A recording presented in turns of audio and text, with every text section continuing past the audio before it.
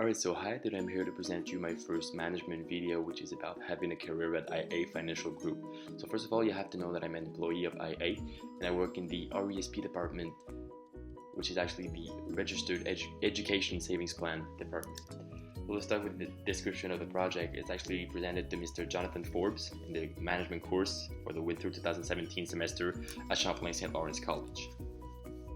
So the objective of the project is actually to demonstrate how the theory that we've learned in the management course applies to reality and how it is different.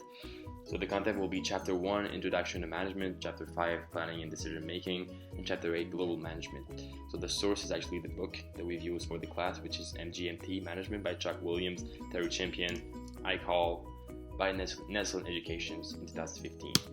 So let's start with the management structure at IA. So basically, in the theory, we've learned that the structure goes like this. You have the employees, you have the team leaders, which are actually managing internal, external relationships with the employees. You have first line managers, which are actually more about scheduling, controlling the activities of the department.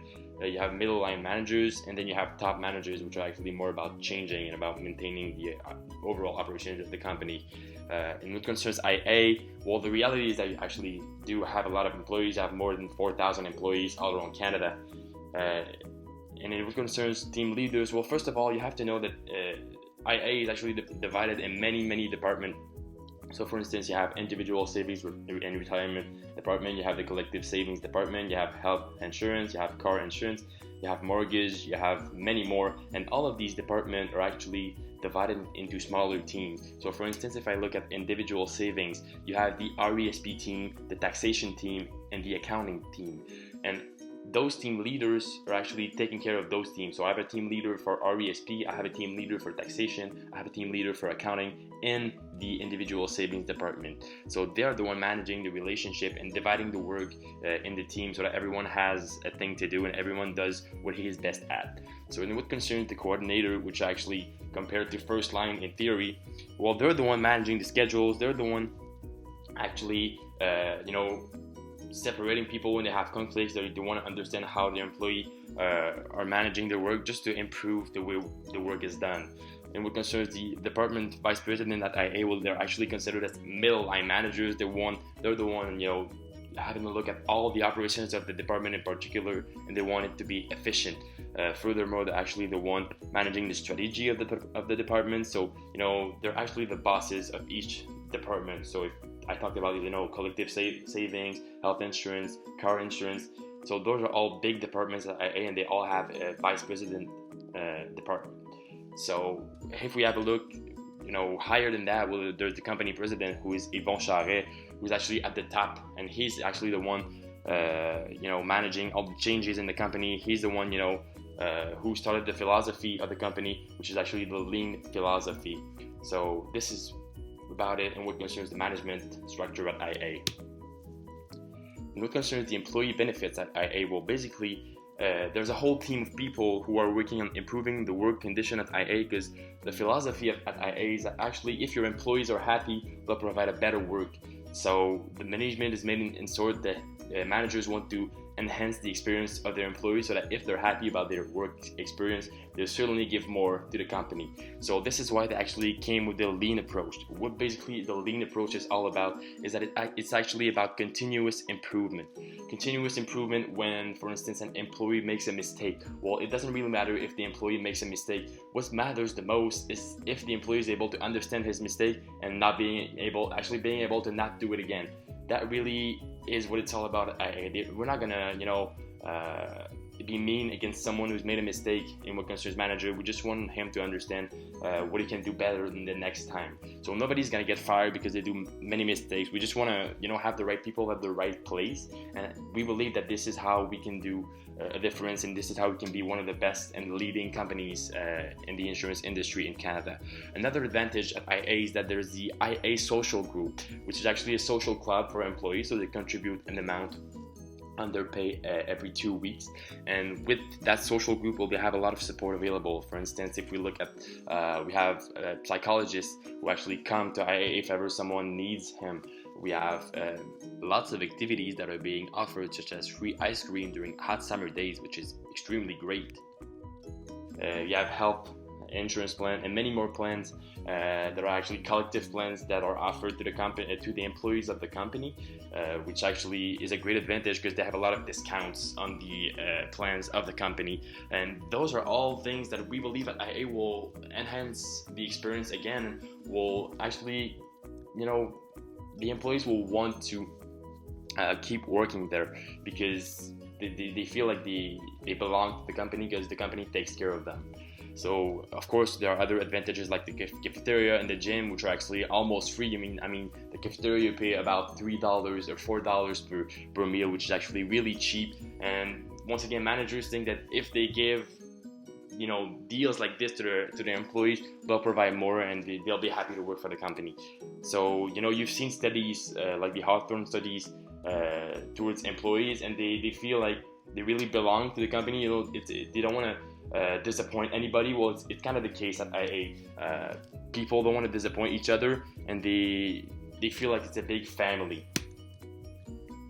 So what concerns the work environment at IA, well, of course, this position is made into an open area, which actually makes it easy for people to ask questions. There's an easy access to managers and no feeling of superiority, which is actually a great advantage, and people are really friendly. So this once again, enhances the work atmosphere, and people are actually feeling that they can give their maximum and won't be judged for anything. And once again, when I talked about mistakes earlier, it's easy just to sit with someone at a certain desk and try to improve his work without feeling like someone is superior to you. Of course, as I said earlier, you're divided in teams, which unionizes the people who work at IA. You feel like you belong to that team. For instance, I work into the RESP department, and it's a really, really great team. People help each other, and we're having a great feeling. So once again, managers want that to happen. So the way desks are placed is made so that employees can feel like they're not only working, but they're having fun with people, because you can make a joke and people will laugh, and it's not as if you were in your office all day long and you didn't speak to anyone. So once again, the relationship that employees are maintaining is different because actually they're having fun and they're next to each other and they're seeing each other working. So once again, it's a great atmosphere. Of course, there's a lot of diversity, but I'll get back to this later in the video. And when concerns the control of operations and activities, well, we have daily meetings which are called DMS. DMS are basically meetings where you gather with your team and you're talking about what you've done previously in the previous day and what you're going to do in the next week. So once again, it's a way for managers to make sure that things are rolling, things are getting done into the team, and it's also a way to see what's been going wrong and how we can improve that on a daily basis. So this type of management is once again really innovative, because there's not of people of companies actually that work with this type of meetings, because meetings like this are of course perceived as a loss. Companies think they're losing time having meetings every day, because what's the point of having a meeting every day? One day you'll say the same thing every day, but that's not the case at IA, because there's always something to talk about, and that's what's great about it. And what concerns the disposition once again of the rooms and of the offices, well, there are meeting rooms in the middle of the office. So if you want to meet with your coordinator, for instance, well, that's once again really a great way to not going alone with your coordinator and feel a certain feeling of superiority. You'll just feel like you're having a chat and finding ways to improve your work, or just validate your work with your coordinator instead of doing it in a separate room. That would be more intimidating. And what concerns the procedures, well, with a lot of work at IA, I'll just give you an example. In my department, I work on governmental reports, and there's a lot of procedures to tell me what's to do, and exactly you have points of what to do with each contract, which actually facilitates your way of working, because you're being told what to do and you can't miss what you're doing. So it decreases the number of errors because you know what to do, and there are points for each contract. So there's less errors with procedures than if you would do everything on your own and do it as you think it would be.